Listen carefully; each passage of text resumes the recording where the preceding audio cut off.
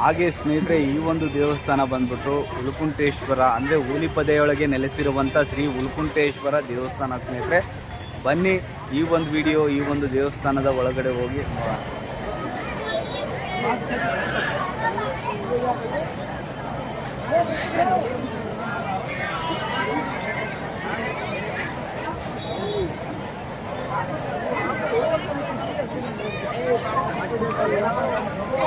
ಸ್ನೇಹಿತರೆ ನಮಸ್ಕಾರ, ಬೊಮ್ಮಗಟ್ಟೆ ಉಲುಕುಂಟೇಶ್ವರನಿಗೆ ಸ್ವಾಗತ. ಸ್ನೇಹಿತರೆ ಬನ್ನಿ ನೋಡೋಣ. ಇವತ್ತಿನ ಟಾಪಿಕ್ ಏನಪ್ಪ ಅಂದರೆ ಬೊಮ್ಮಗಟ್ಟೆಯಲ್ಲಿ ಉಲುಕುಂಟೇಶ್ವರನ ಜಾತ್ರೆಯ ಮಹೋತ್ಸವ ಸ್ನೇಹಿತರೆ. ಆ ಒಂದು ಜಾತ್ರೆಗೆ ನಾನು ಆಗಮಿಸಿದ್ದೀನಿ ಸ್ನೇಹಿತರೆ. ಏನಪ್ಪ ಅಂತಂದರೆ ಸ್ನೇಹಿತರೆ ಈ ಒಂದು ಏರಿಯಾ ಸುತ್ತಮುತ್ತ 16 ಹಳ್ಳಿಗಳಲ್ಲಿ ಅತಿ ಹೆಚ್ಚು ಜನಸಂಖ್ಯೆ ಬರುವಂಥ ಏಕೈಕ ದೇವಸ್ಥಾನ ಅದು ನಮ್ಮ ಈ ಉಲುಕುಂಟೇಶ್ವರನ ದೇವಸ್ಥಾನ ಅಂತ ಹೇಳ್ಬೋದು ಸ್ನೇಹಿತರೆ. ಹಾಗೆ ಸ್ನೇಹಿತರೆ ಈ ಒಂದು ದೇವಸ್ಥಾನದ ಒಳಗಡೆ ದೃಶ್ಯಾವಳಿ ನೋಡ್ತಾ ಇರ್ಬೋದು. ಎಷ್ಟು ಅದ್ಭುತವಾಗಿದೆ, ಎಷ್ಟು ಸುಂದರವಾಗಿದೆ ಈ ಒಂದು ದೇವಸ್ಥಾನ. ಬನ್ನಿ ಸ್ನೇಹಿತರೆ, ಇನ್ನೇನಕ್ಕೆ ಲೇಟ್ ಮಾಡೋದು, ನಮ್ಮ ಶ್ರೀ ಆಂಜನೇಯ ಅಂದರೆ ಉಲುಕುಂಟೇಶ್ವರನ ದರ್ಶನ ಮಾಡೋಣ ಬನ್ನಿ ಸ್ನೇಹಿತರೆ. ನೋಡ್ತಾ ಇರ್ಬೋದು ಗರ್ಭಗುಡಿಯಲ್ಲಿ ಇರುವಂಥ ನಮ್ಮ ಮಾರುತಿರಾಯ ಅಂದರೆ ಶ್ರೀ ಉಲುಕುಂಟೇಶ್ವರನ ವಿಗ್ರಹ ನೋಡ್ತಾ ಇರ್ಬೋದು ಸ್ನೇಹಿತರೆ. ಯಾರೆಲ್ಲ ದರ್ಶನ ಮಾಡ್ಕೋಬೇಕು ಅಂದ್ಕೊಂಡಿದ್ರೆ ದಯವಿಟ್ಟು ದರ್ಶನ ಮಾಡ್ಕೊಳ್ಳಿ. ಹಾಗೆ ಇಲ್ಲಿವರೆಗೆ ಯಾರೆಲ್ಲ ವಿಡಿಯೋ ನೋಡಿದ್ರೆ ಒಂದು ಲೈಕ್ ಹಾಕ್ಕೊಳ್ಳಿ. ಇನ್ನೂ ವಿಡಿಯೋ ಮುಂದೆ ತುಂಬ ಚೆನ್ನಾಗಿದೆ.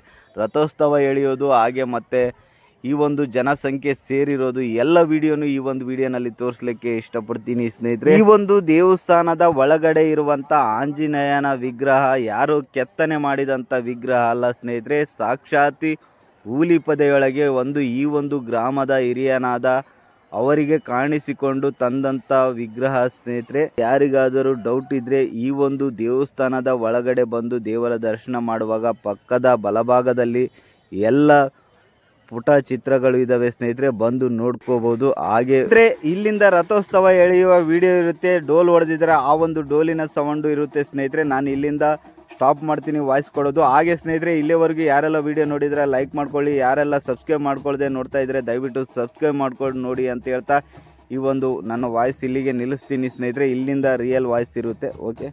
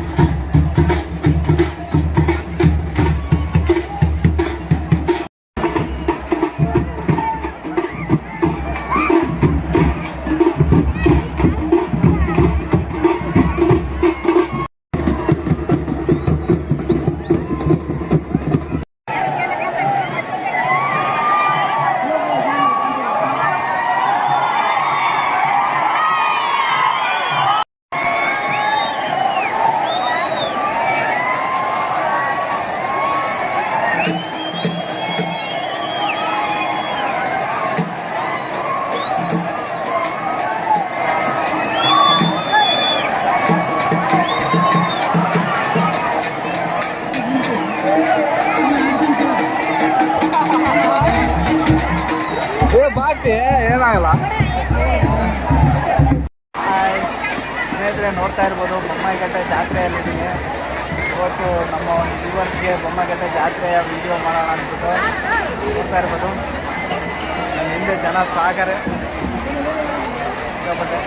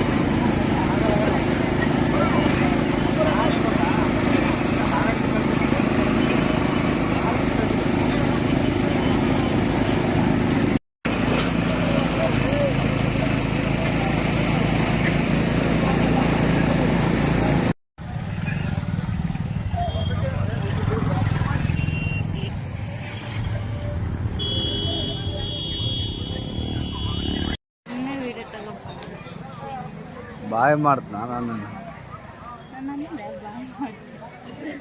ನೀನು ಹೇಳೋದು ಹಂಗೆ ಇತ್ತು.